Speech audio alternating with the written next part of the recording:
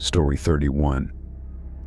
Working the night shift as a security guard at a research facility was usually a quiet job. I was responsible for monitoring the security cameras, checking the doors, and making sure the facility remained secure.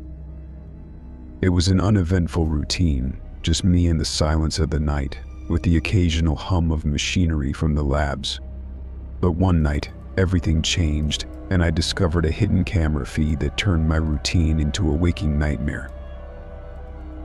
It was a typical night shift, with the usual rounds and the occasional cup of coffee to keep me alert.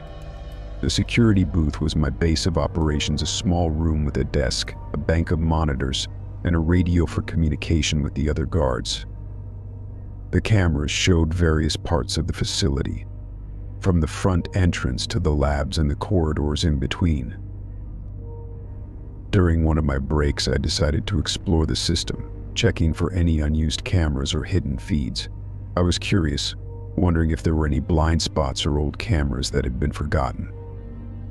As I navigated through the system, I stumbled upon a feed that wasn't part of the usual setup.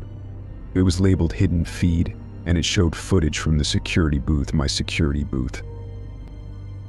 I felt a chill run down my spine as I watched the feed. It was from the previous night, showing me sitting at the desk, reading a book to pass the time. The footage seemed ordinary at first, just me going about my usual routine. But then I saw something that made my heart race. There was someone standing behind me in the booth, a shadowy figure that seemed to appear out of nowhere. I froze, my hands trembling as I rewound the footage, hoping to find some explanation. The figure was indistinct, just a shadow in the corner of the frame, but it was unmistakable. It stood there for a few moments, watching me, then slowly backed away and vanished into the darkness. I checked the security logs, but there was no record of anyone entering the facility that night, no visitors, no late-night staff, nothing. And panic set in as I realized that someone had breached security without leaving a trace. I checked the other camera feeds, hoping to find any sign of the intruder, but there was nothing. The facility was empty, the corridors silent, and the only person in the booth was me. But the hidden feed showed otherwise, showed someone standing behind me without my knowledge. I called my supervisor, my voice shaking as I explained what I'd found.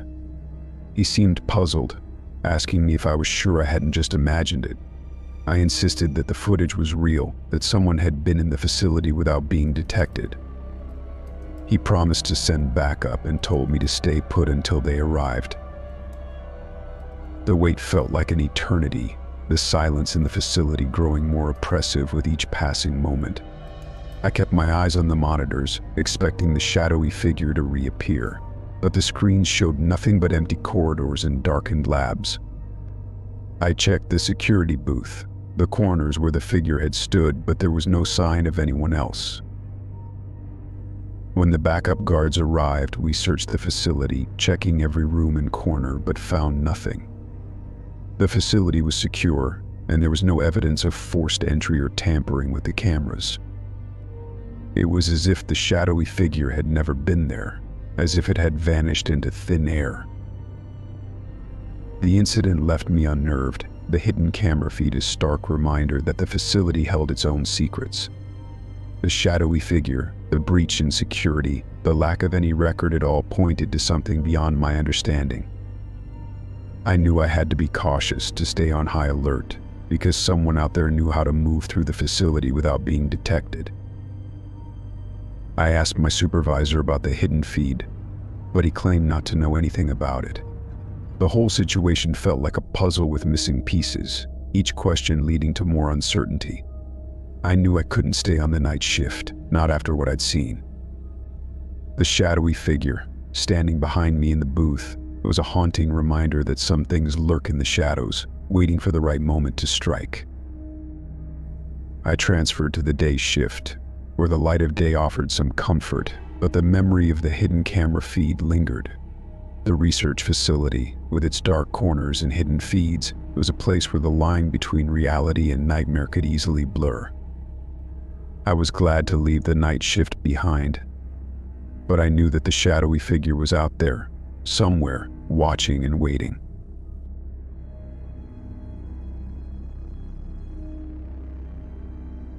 Story 32. Returning to my childhood home was bittersweet. The house had stood empty for years after my parents passed away, its once vibrant rooms now quiet and covered in dust. I was tasked with cleaning it out, deciding what to keep and what to let go. It was a daunting job, one that carried the weight of memories and nostalgia. The creaking floorboards and faded wallpaper reminded me of a different time, but I knew that moving forward meant letting go of the past. I started in the attic, sorting through old boxes and stacks of yellowed newspapers. The familiar smell of cedar and mothballs filled the air, and I found myself lost in memories as I uncovered childhood toys and forgotten trinkets. It was while I was lifting a box of old books that I noticed a loose floorboard. At first, I thought it was just wear and tear, but when I pried it up, I found a set of keys tucked away in a small wooden box. The keys were old, tarnished with age, but each one was distinct, with intricate designs etched into the metal. I wondered why they were hidden under the floorboard and what they might unlock. My curiosity got the better of me, and I decided to test the keys on various doors and locks around the house. I started with the obvious places: closets, cabinets, and the basement door, but none of the keys seemed to fit. It was frustrating, but also intriguing, like a puzzle that needed solving. I moved on to the garage, the garden shed, and even the old storage room in the back, but still, none of the keys worked. It wasn't until I tried the keys on a small door in the hallway that things took a strange turn. The door was hidden behind an old piece of furniture, one that hadn't been moved in years. When I unlocked it, expecting to find a small closet, I was instead greeted with an empty space, a passage that stretched into darkness, leading to a part of the house that wasn't supposed to exist. I felt a chill run down my spine as I stepped into the passage, my flashlight casting long shadows on the walls. The air was colder here, the scent of dust and decay more pronounced. I followed the passage as it twisted and turned, leading to a hidden room at the far end of the house. The room was empty, but the floorboards were clean, as if someone had recently swept them. It was unsettling, the idea that this hidden space had been concealed for so long. I returned to the hallway and tried the keys on other doors, finding more hidden passages and empty spaces.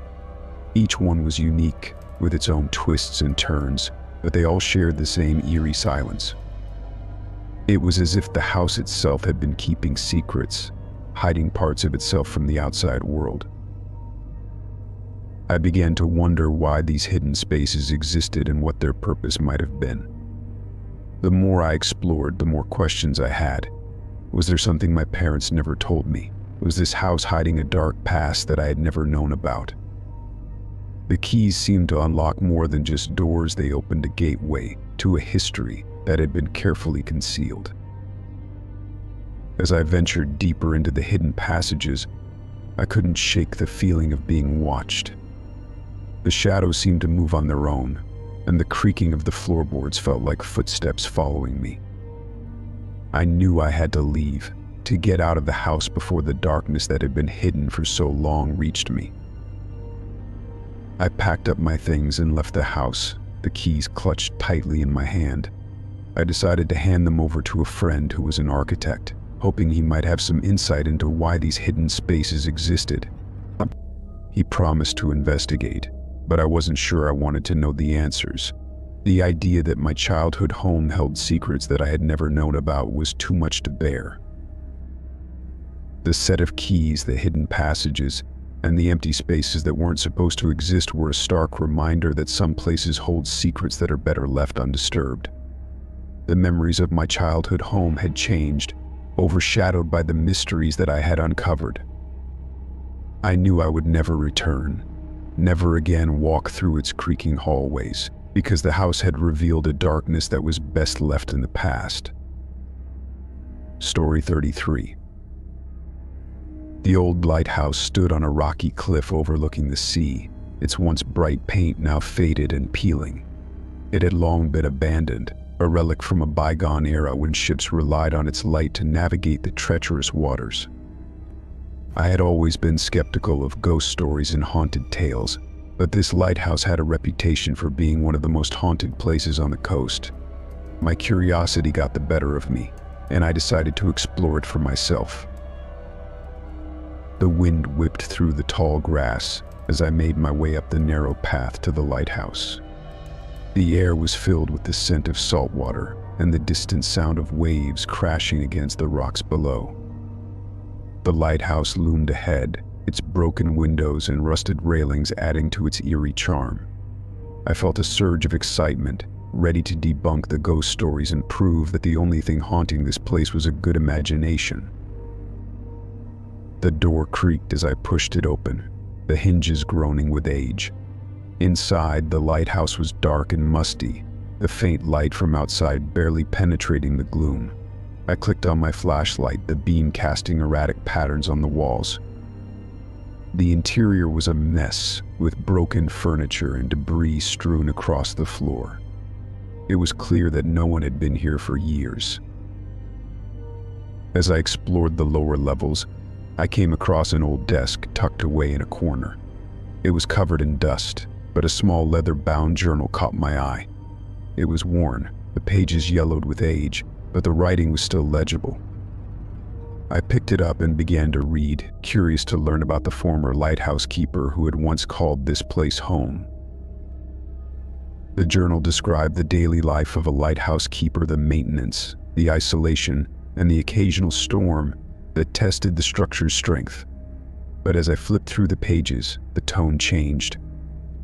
The keeper began to describe strange occurrences, screams in the night, shadows moving across the rocks, and the feeling of being watched. He mentioned hearing whispers carried on the wind and seeing figures standing on the cliffside, their forms barely visible in the moonlight. I felt a chill run down my spine as I read the journal, the descriptions growing increasingly disturbing. The keeper wrote about sleepless nights, unable to rest because of the constant noise and the sense of foreboding that seemed to hang over the lighthouse.